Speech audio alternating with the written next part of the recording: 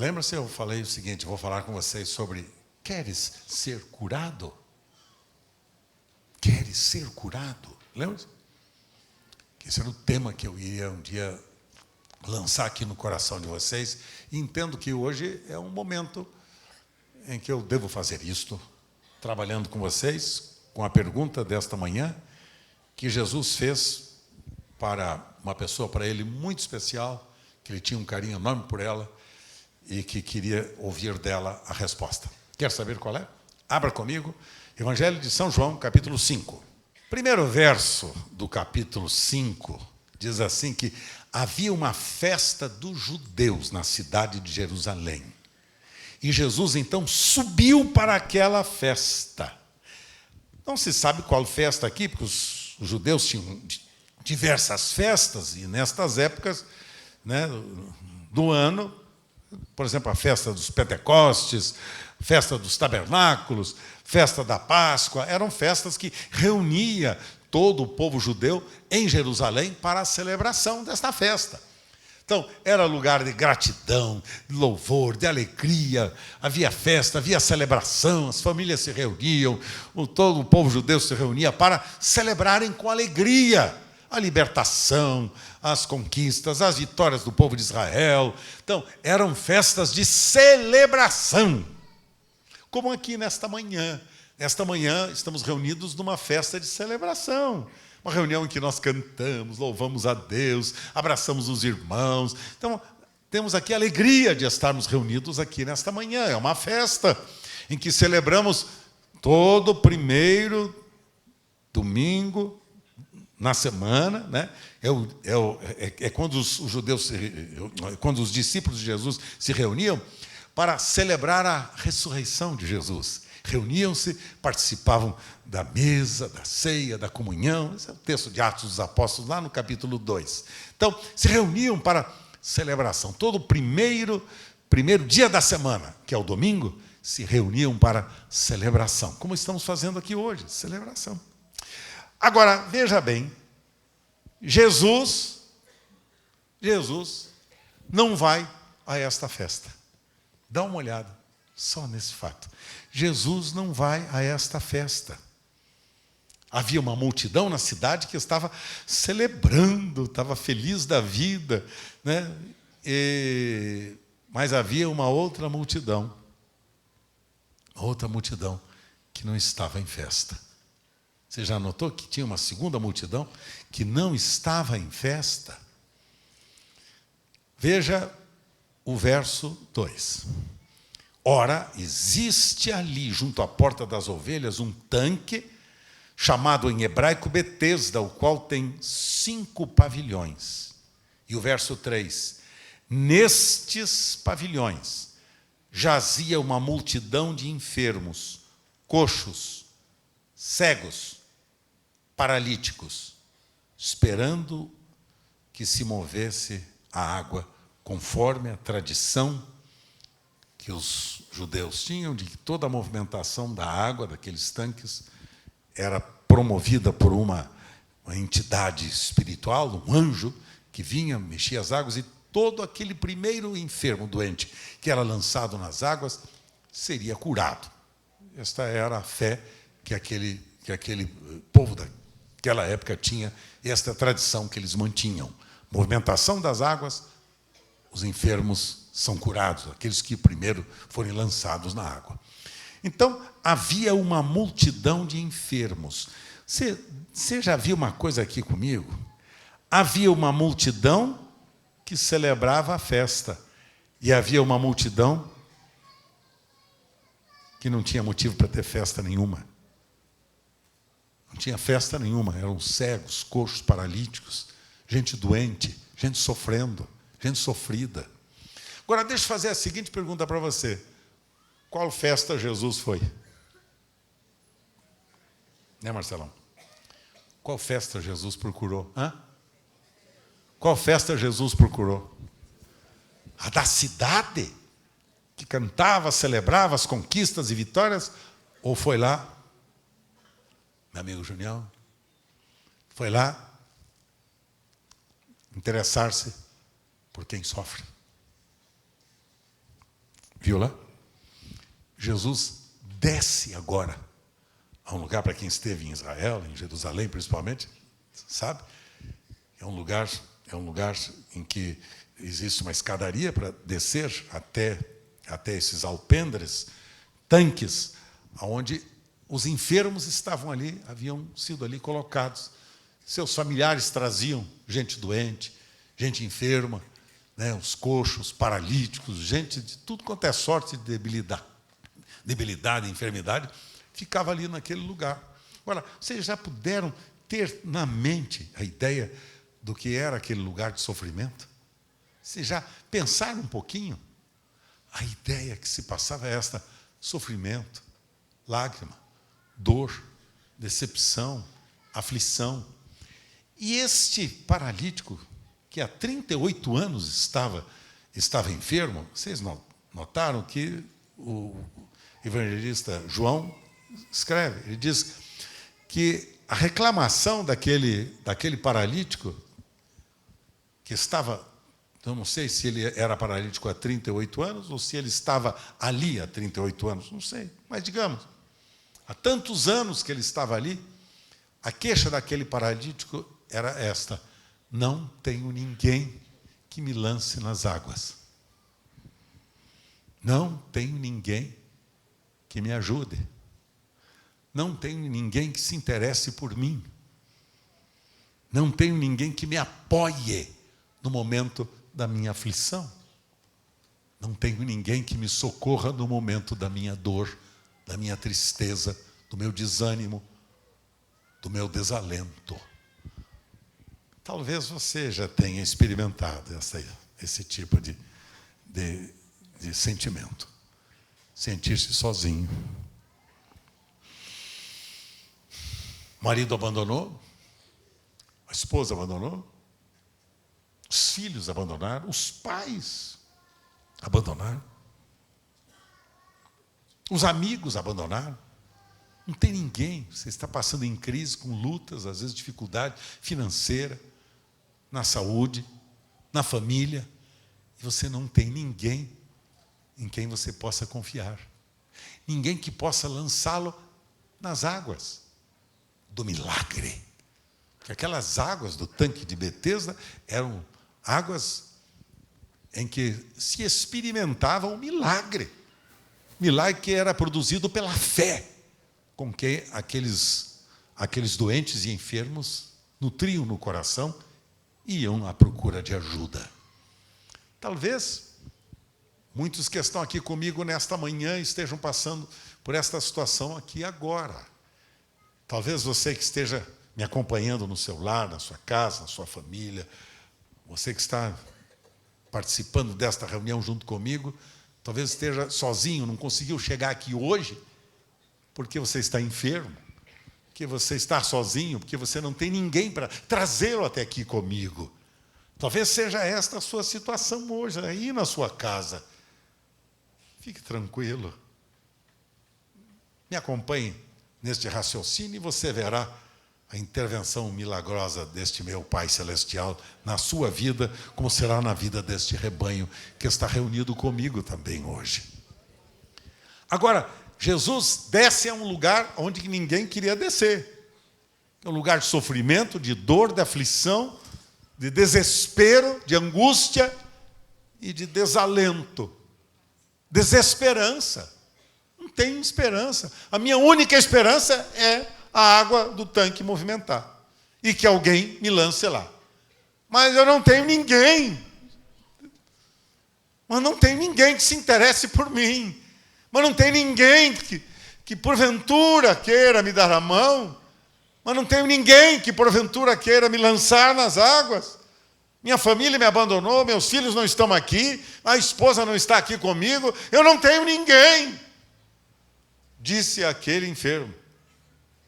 Quando Jesus fez a pergunta chave para ele: queres ser curado? Queres ser curado? Jesus faz a pergunta para ele. Mas Para mim, me parece uma incoerência Jesus perguntar se ele quer ser curado. Se ele estava lá, enfermo, era um lugar de cura, por que Jesus agora vai perguntar se ele quer ser curado? Claro! A resposta dele, naturalmente, seria esta. Claro que eu quero ser curado, mas não só, o que eu estou fazendo aqui? Sofrendo desse jeito, você acha que eu não quero? Queridos. Meus queridos. Queres ser curado? Em outras palavras, você quer sair dessa situação? Você quer ficar livre desta enfermidade que há 38 anos você carrega nas costas? Você quer ficar livre deste trauma que você está vivendo? Você quer ficar livre deste pensamento do seu coração de vingança? Vingança? Você quer ficar livre desse sentimento do seu coração? Sentimento de ódio, de rancor, de desprezo. Você quer ficar livre deste pecado terrível que toma conta da sua vida ao longo de anos e anos e anos? Você quer ficar livre deste vício miserável que acompanha você ao longo da sua vida? Você quer ficar livre desta miséria? Você quer ficar livre desta herança maldita que acompanha você? Muitos a chamam de herança familiar, genética, seja qual for. Você quer ficar livre desse sentimento de ódio? Você quer ficar livre desse sentimento de rancor? Quero dizer para vocês uma coisa, meus queridos. Há muitas enfermidades que são enfermidades psicossomáticas. O que é isso? Psicossomática começa no psique e se manifesta no soma, corpo, organismo. Começa na mente. Na mente. Você sabia que a maioria, isso dizem os médicos, a maioria do câncer de mama e o câncer dos órgãos internos das mulheres é de origem emocional? Porque toda mulher que foi traída e abandonada, ela nutre o sentimento horrível de violência, traição. É como se fosse feito um aborto. Esse é o sentimento de perda que a mulher tem. E esse sentimento ela arrasta ao longo da sua vida. Você sabe que a maior parte dos cânceres localizados no aparelho digestivo são de origem psicossomática? Rancor, amargura, falta de perdão. Falta de perdão, sabia disso? E as pessoas são, ao longo dos anos, responsáveis em carregar esse sentimento nas suas costas, que reflete nos seus órgãos internos, tanto nos homens quanto nas mulheres. Queres ser curado? É o quadro do mundo que nós vivemos, meus queridos. Gente doente, miseravelmente oprimida, perdida, sem paz, sem saúde física, emocional, espiritual. E aquele homem enfermo, Jesus faz uma pergunta para ele, chave. Queres ser curado? O paralítico tinha um plano para ser curado. Qual era o plano que ele tinha para ele ser curado? Que outros o lançassem na água. Viu? Notou aí? O paralítico diz, alguém tem que me resolver o meu problema.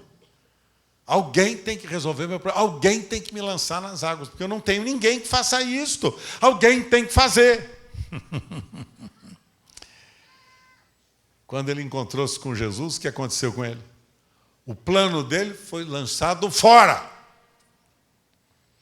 O seu plano pode ser muito bonito, mas não serve. Você fez um plano para resolver o seu problema, talvez esse plano, hoje você tenha que jogar fora, para substituí-lo hoje pelo plano que Deus tem para a sua vida, pelo projeto que o Espírito Santo tem para você. ao encontrar Jesus, o plano dele foi jogar fora o plano dele. E ao encontrar-se com Jesus e deparar-se frente a frente com Jesus, ouviu uma declaração de Jesus: já que você quer ser curado, levante-se, tome o seu leito e vai embora para a sua casa. Pegue todos esses breguetes teu aí, esse material teu aí, colchão, colchonete, as canecas, seja o que for, leva tudo embora. Levante-se, toma o teu leito e anda. E o que eu gosto é do verso 9, começa exatamente com uma declaração para mim fantástica, que eu espero que seja a sua experiência nesta manhã. Imediatamente o homem se viu curado. Quando? Imediatamente ele se viu curado. Imediatamente. Ele, pelo poder da palavra de Jesus, a palavra de Jesus entrou no coração dele, entrou nos ossos, nos nervos, nos músculos, nas carnes dele, entrou nele, e a palavra de Deus entrou nele, e ele imediatamente, diz a Escritura, imediatamente foi curado com a palavra de Jesus. Por isso que o salmista dizia: enviou-lhes a sua palavra e os curou, e os livrou do que lhes era mortal. Porque a palavra de Deus é o poder de Deus para a salvação de todo aquele que nele crê. É a mesma palavra de Deus lá no princípio, quando Deus criou o céu e a terra. Deus disse: haja luz, e houve. Haja luz e houve luz. Haja os luminares, haja as florestas, haja os animais, haja. E criou Deus o homem, a sua imagem, a sua semelhança, diz a Escritura, pelo poder da sua palavra. O Evangelho de João, no capítulo 1, declara exatamente esta verdade. E o Verbo se fez carne, e o Verbo habitou entre nós. O Verbo, quer dizer, a palavra, se fez carne e habitou entre nós. E vimos a sua glória como a glória do unigênito do Pai, cheio de graça e de verdade. Palavra de Deus tem poder. A palavra de Deus tem todo o poder. Ela é a dinamite de Deus para quebrar todos os principados, potestades, todas as cadeias e enfrentar todas as rochas empedernidas do coração humano. Envia-lhes a sua palavra. A palavra do Senhor tem poder. É a palavra que é a espada afiada de 2 gumes. É a palavra de Deus que, quando é enviada, ela produz a vontade de Deus segundo o critério do coração de Deus.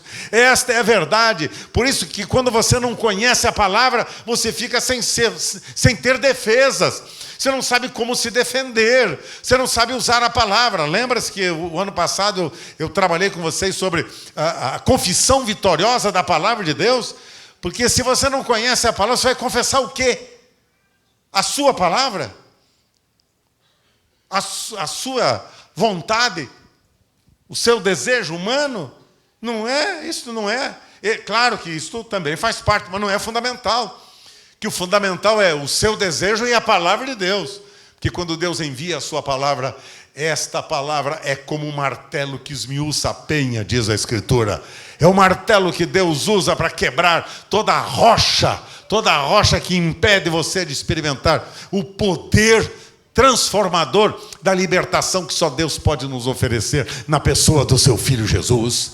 Envia-lhes a sua palavra. Palavra é a espada de 2 gumes, que penetra até a divisão da alma e do espírito, das juntas e medulas, e é apta para discernir até mesmo as intenções do coração humano. É a palavra de Deus, queridos meus. Se você não conhece a palavra, você está sem defesa.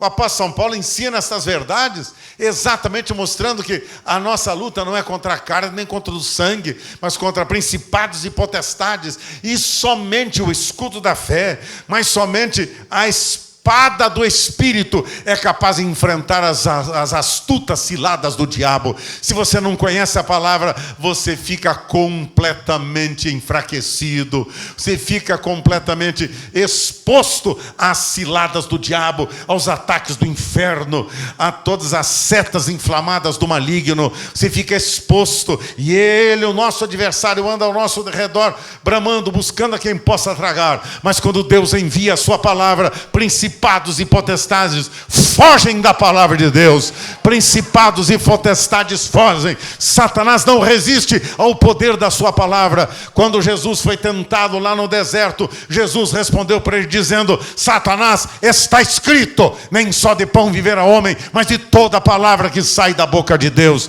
Quando Jesus foi tentado no deserto e Satanás estava tentando demover Jesus no seu lugar de vitória, de conquista, Jesus disse para ele: está escrito, Satanás, está escrito, Satanás, não tentarás ao Senhor teu Deus, não tentarás ao Senhor teu Deus, está escrito, Satanás. E eu quero dizer para vocês hoje, está escrito: tudo é possível para aquele que crê, tudo é possível para aquele que crê, tudo é possível para aquele que pode nele confiar, tudo é possível.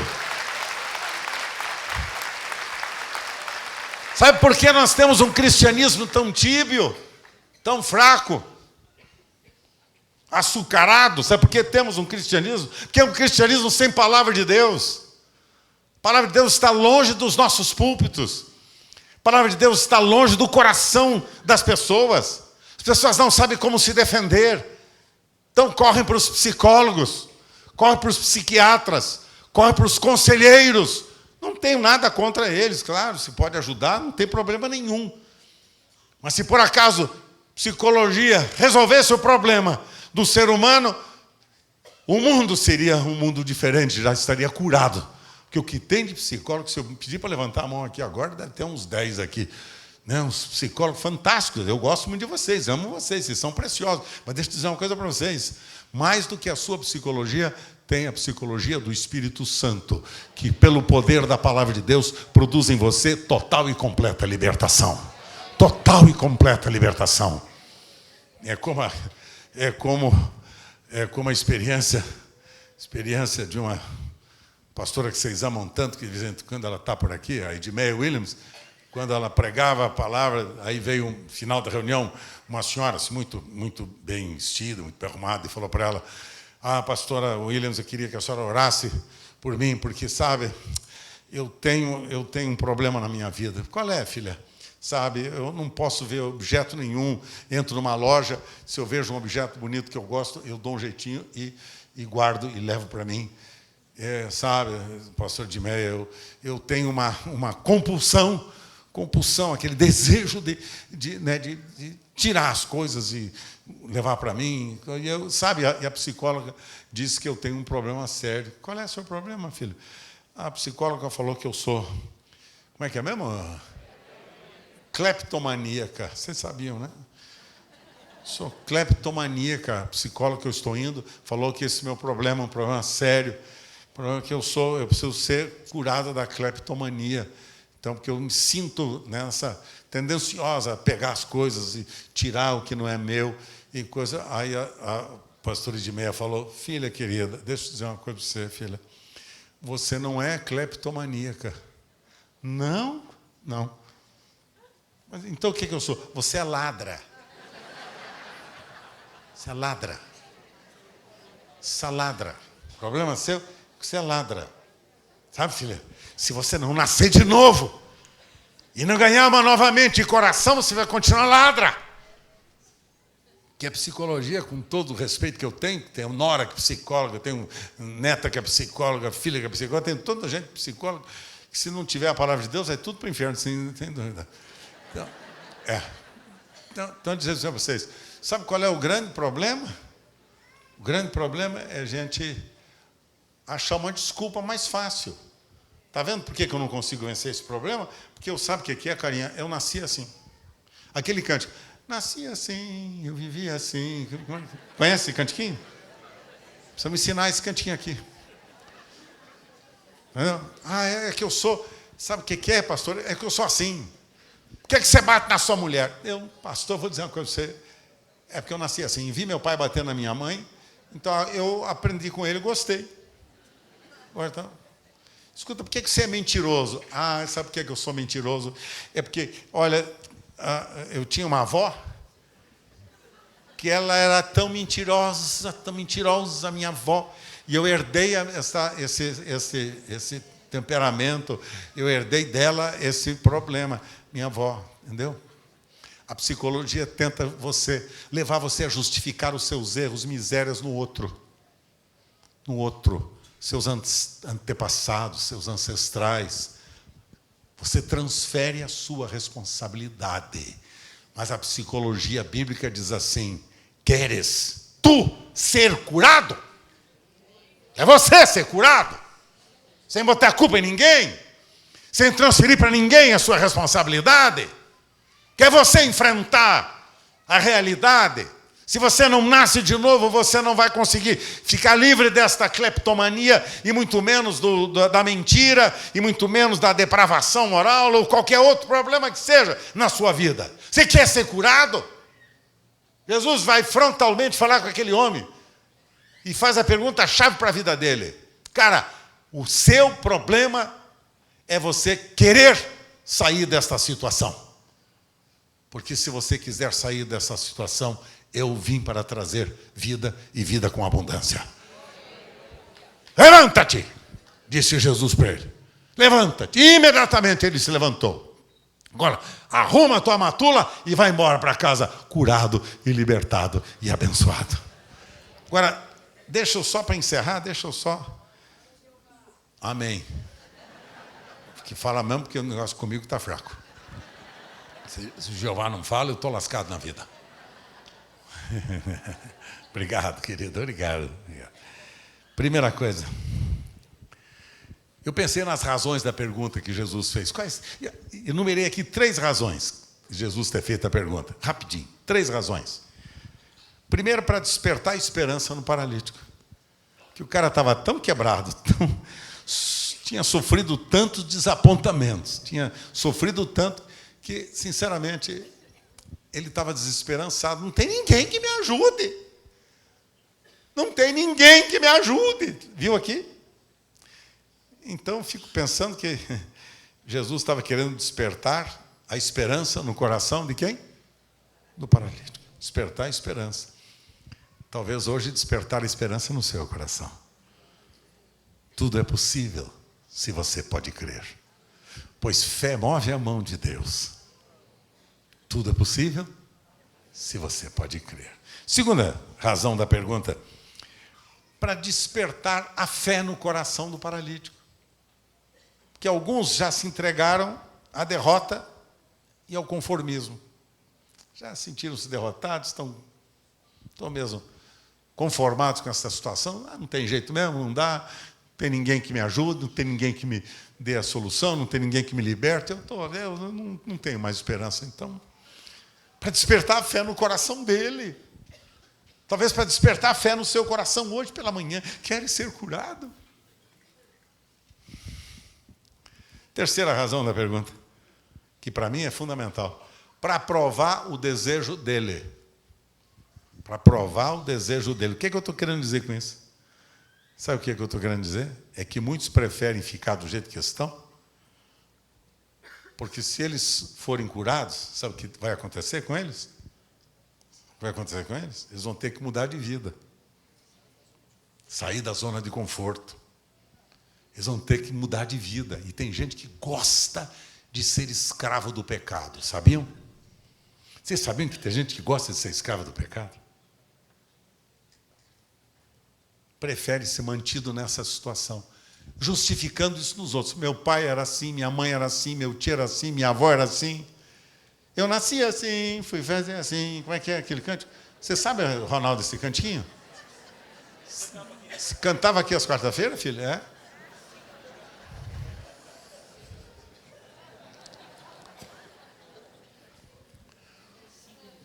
Hein? Síndrome de Gabriela? Como é que é, Gabriela, Paulinho? Como é que é esse negócio da síndrome de Gabriela? Vou saber, porque o caba... Você está entendendo como é que é?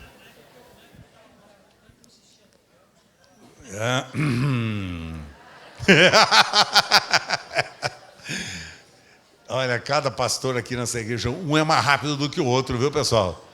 Vou te contar, viu, Marcinha? Deus te abençoe, Marcinha. Peronia secula seculorum. Amém. Benzer a esposa, porque senão, coitado, alguém deve ficar escandalizado comigo, né? Olha, pessoal, sabe que tem gente que gosta de ficar do jeito que está. Mas essa aqui não tem jeito. Já fui no psiquiatra, fui no psicólogo, fui no médico, fui no especialista, fui no pastor, fui no missionário, fui no charlatão, fui no espírita, fui em tudo quanto é cambada e ninguém me ajudou a resolver nada. Entendeu?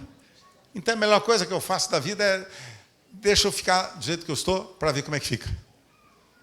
Tem gente que não quer ser curado, sabe por quê? Porque se alguém está em Cristo, nova criatura é. As coisas velhas já passaram. E eis que tudo se fez novo. Se alguém está em Cristo, é uma nova criatura. Então ficou livre do seu passado. Pastor, mas e os meus vícios do passado? Foram quebrados, foram desfeitos, anulados no poder da crucificação de Cristo. Porque no corpo de Cristo, Isaías capítulo 53, está declarado: Ele tomou sobre si todas as nossas dores e todas as nossas enfermidades. Dor e enfermidade. Dor está relacionado com dor física, dores físicas. E enfermidades emocionais, psíquicas. Eu anotei algumas enfermidades aqui, anotei algumas delas aqui.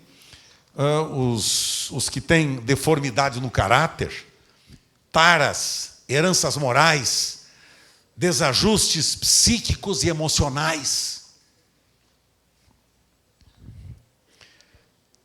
depravação dos gentios, como o texto lá de Romanos 1, 24, né, declara, se tornam voltados ao lesbianismo, homossexualismo, prostituição, desordem moral, de toda sorte de misérias. Cegos, outro tipo de deformidade, aqueles que não conseguem enxergar, desprovidos da capacidade de enxergar espiritualmente. Cegos pela hipocrisia, pela cobiça, pelo ódio, pela incredulidade. Cegos. Gente cega de ódio. Cego de cobiça. Veja aí o testemunho aí desse grupo de empresários e de políticos que ficou milionário roubando o meu e o seu dinheiro de impostos que nós pagamos corretamente. Veja só. Gente, cego pela cobiça, querem ter mais, seriam capazes de viver com o que têm, mas querem mais. Enviaram fortunas para a Suíça, mas não é fortuna de 1 milhão, 2 milhões, não. 1 bilhão, 10 bilhões de reais, e alguns em dólar. Que coisa triste. Gente que a cobiça nos tornou cegos. Cego pelo ódio, pela falta de amor. Cego da incredulidade, não são capazes de crer. Os mudos, aqueles que não têm capacidade de falar, não têm comunhão uns com os outros. Não têm comunhão em casa, não se comunicam em casa com a família, não se comunica com os filhos, com os pais, com os irmãos, não consegue se comunicar. Gente muda. Isso é uma mudez terrível.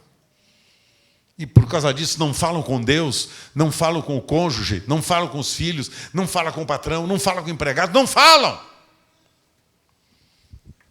E os aleijados? Aleijados aqui são as pessoas incompletas, sem braço, sem pé, sem mão, quer dizer, sem braço que não consegue estender as mãos para ajudar os outros, para abençoar os outros, para amar e servir os outros, para levantar os outros, para cuidar dos outros. Não consegue fazer o bem, não consegue sustentar ninguém, não consegue andar. Gente que não consegue andar, travados. Vida cristã não vai. 10, 20, 30, 40, 50 anos, às vezes reunidos numa comunidade cristã como a nossa, e não sai da sua vida de aleijados, não consegue andar. Nunca se tornaram discípulos de Jesus. Nunca tomaram posse da nova identidade em Cristo.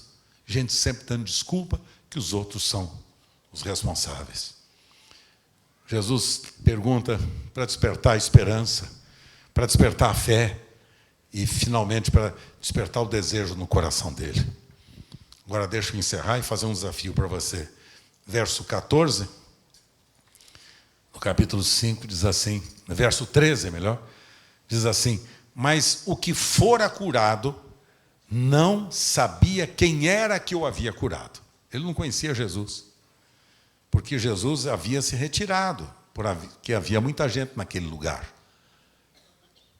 Ele não sabia quem era Jesus. Primeira descoberta que aquele paralítico fez, sabe qual foi?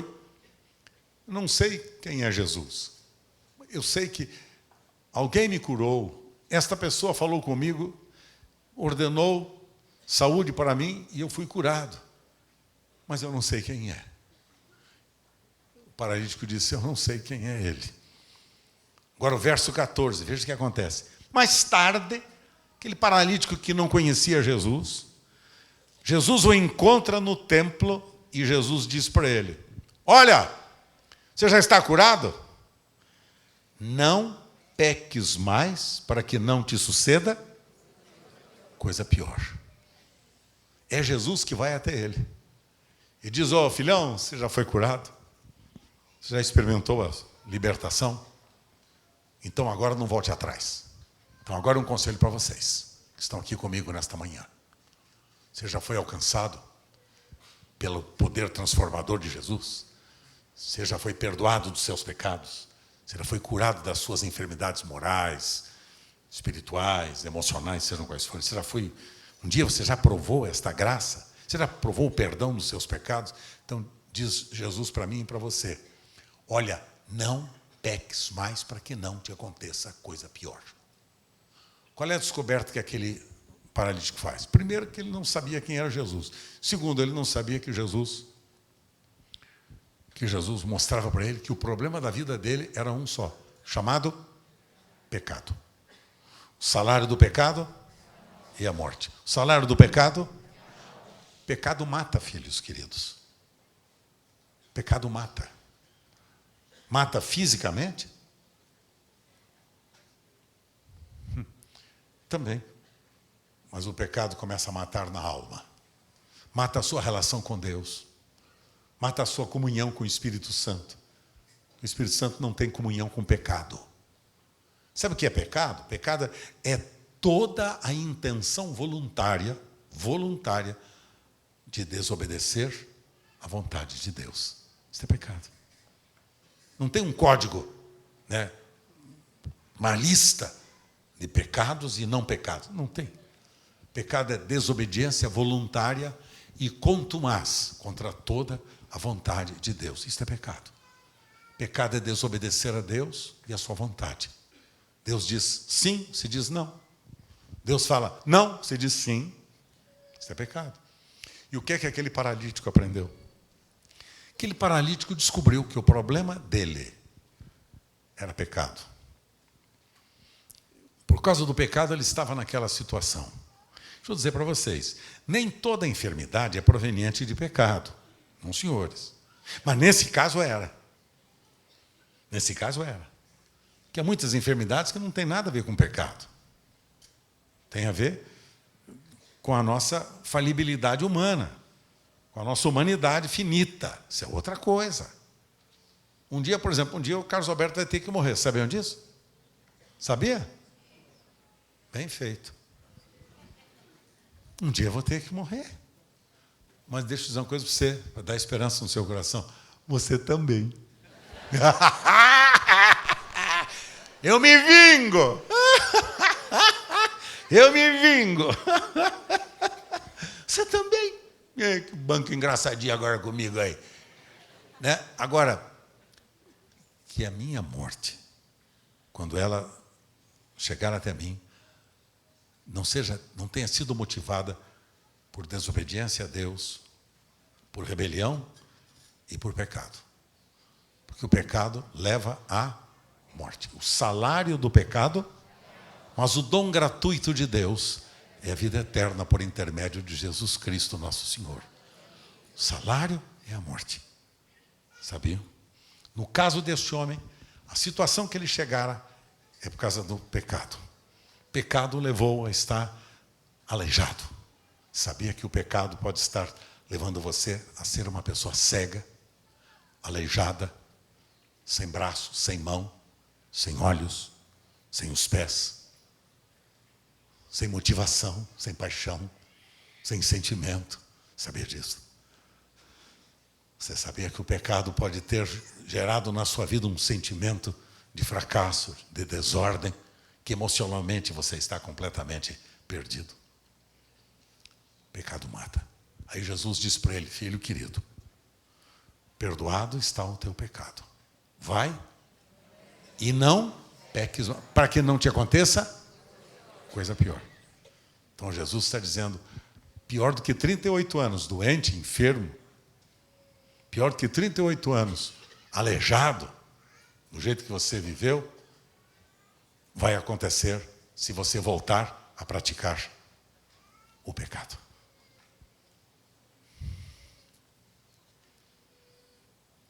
Por isso o apóstolo João vem e diz assim: se confessarmos os nossos pecados, Ele é fiel e justo para nos perdoar os pecados e nos purificar de toda a injustiça. De toda a injustiça. O salário do pecado é a morte, mas o dom gratuito de Deus é a vida eterna. O pecado era a causa da enfermidade daquele paralítico. Deixa eu dizer para você, talvez nesta manhã você esteja enfrentando um problema semelhante ao do paralítico. O pecado tomou conta de você. Você não consegue vencê-lo. Você justifica. Você já foi até no psicólogo que diz que o seu problema é causado pela influência da sua família, do seu pai, da sua mãe. Né? Que você... assim, porque os outros que levaram você a errar. Porque a gente sempre transfere para os outros. Sabe por que eu sou assim? Porque meu pai é assim. Sabe por que eu sou assim? Minha mãe é assim. Sabe por que eu faço assim? Porque eu me lembro que o meu tio fazia. Não, você é assim, sabe por quê? Porque todos pecaram e destituídos estão da glória de Deus. Mas se confessarmos os nossos pecados, Ele é fiel e justo para nos perdoar os pecados e nos purificar de toda a injustiça. Pergunta que faço-lhes nesta manhã: queres ser curado? Queres ser curado? Você quer ser curado? Quer receber saúde para o seu espírito, alma e para o seu corpo? Quer ser curado? Quer ficar livre desta maldição terrível da sua vida? Quer deixar de ser um aleijado espiritual? Quer deixar de ser cego espiritual? Quer deixar de ser um mudo, um surdo, espiritualmente falando? Quer deixar? Quer experimentar hoje o poder da ressurreição que há em Jesus? Jesus olha para o paralítico e diz: levanta-te, toma teu leito e anda, vai para a tua casa. Volte para o seu lar, para a sua família e conte lá o que aconteceu na sua vida. Que o melhor lugar para as pessoas saberem se nós tivemos uma experiência real com Deus, sabe onde é? Não é aqui na comunidade, não. É na nossa casa.